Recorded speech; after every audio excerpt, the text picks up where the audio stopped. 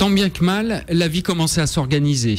Mais pour ces 120 familles installées là durant le week-end, le répit aura été de courte durée.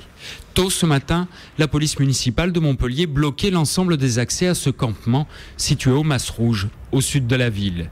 Une décision prise en urgence afin, selon la municipalité, de respecter la loi. Montpellier ne peut pas devenir la capitale de tous les Roms. On ne peut pas accepter que tous les Roms qui sont en difficulté viennent s'installer sur des terrains municipaux.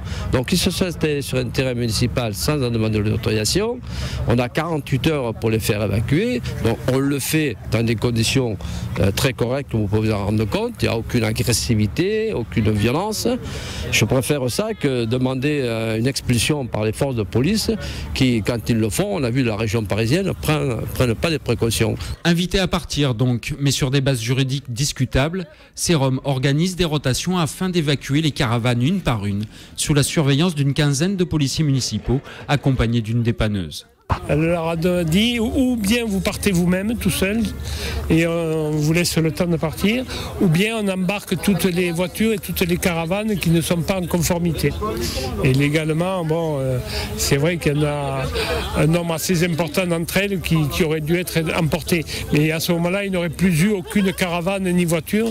Donc comme j'étais seul à ce moment-là du collectif, je ne me suis pas senti de leur dire d'engager l'épreuve de force. Les 120 Roms sont donc repartis d'où ils venaient, à quelques kilomètres de là.